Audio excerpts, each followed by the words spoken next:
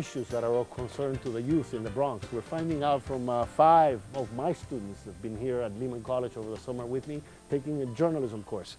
And because they're taking a journalism course, of course, they've been watching the news. And because we've been watching the news and even reporting on the Sotomayor case, they have formed some opinions about some of these issues. And that's what we're trying to find out now, what opinions they have, especially about the new president. We have President Obama, the first African-American, a historic moment by all accounts for this country, especially for the African-American community, very significant. Again, Wilson, you were with me on this program last year as part of this class, and you said at that time, I don't necessarily need a black president, I need a good president. If he happens to be black, all the better. Is that guy Obama now? Well, the thing with Obama is that like people exaggerated what they they put too much on him. Mm-hmm. They expected too much of him. Like no one can do how much they expect him to do. Like he's doing the best he can and he's doing really great. But so far, people's expectations have been like too high. But you do approve of him? I approve of him right now, yeah. So what are your other opinions, guys? Do you also think that there are we actually on the Bronx Journal, our campus newspaper, we did an article in where, and just like you guys did with Sotomayor, my students went out and got opinions on, what do you expect from Obama? And the reactions were amazing. Everybody expects something different. There are many, many high expectations for our president. And the question is he going to be able to fulfill them all his promises? Jonathan?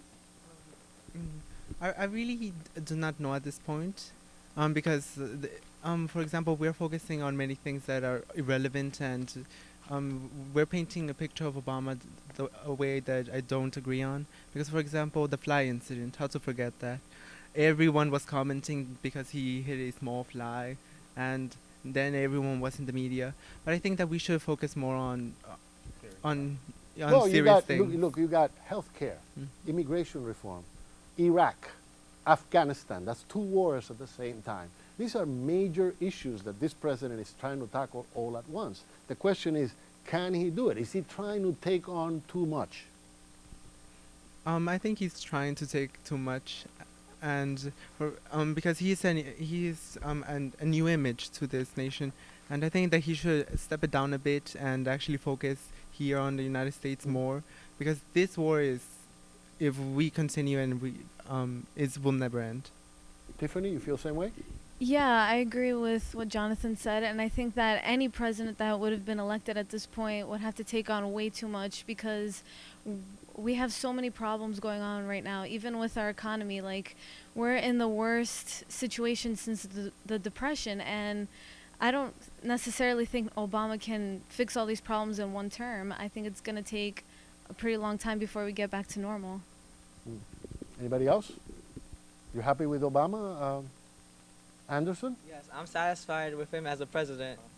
What? How so? I mean, what has he done? Oh, because he's already made change. He's an inspiration to America. He shows us that from any ethnicity we can rise to power, just like Sotomayor. Yeah. Okay. So, let's talk about your own future plans, and that's an issue that comes up every year when I have this discussion with students. College, careers. You're at what level? You're at 11th grade? 11th grade? Yes. Most of you? 11th grade. You are now in the year where all the decisions are made about career choices and about college choices. What's happening in your high schools about discussing career choices and college choices? In this program I'm in, we actually discussed this, and we actually saw some stigma into what we were focusing on, because what I also learned, and I find a bit bad, is that due to this economy, we are actually facing a decline on exceptions. And for example, it's harder for us Latinos to actually go into a good college without paying, and everything is just very bad at this point. Unaffordable is what you're saying to pursue a college career. Yes, but when you talk about career choices, first of all, I mean, I remember when I was in school, very early on, in 8th grade or so, they were already talking about forcing me to start thinking about a career. What did I want to study when I grew up? And I see a lot of students nowadays who get to college and they still don't know. And I think that's so important for you guys to decide as early as possible what it is that you want to study when you get to college, because once you make that determination, you can focus on that career from that point on, and it makes a hell of a difference. And so, that's what I want to talk to you about. Have you in your particular schools been discussing the different careers, the different options that you have, and have you come close to deciding what it is that you want to do with your own life? Tiffany. Yeah, in my school, we've been talking about colleges and career plans ever since I was in 8th grade. Okay, good. So then what? Then which way did they gear you? Well, I always knew that I wanted to be a writer, so I always Music knew to my that. ears. Keep going.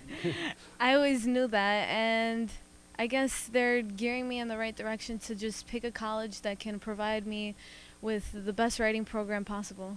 I see. Good. That's what it's all about. Anybody else? In your schools, Anderson? Have you had discussions about careers? Yeah, I go to the same school as Tiffany in Tech Academy, and like it's more involved with technology. So yeah, it's made me change my mind on a lot of things. But I think I would like to go into law or something like in that major. Mm-hmm.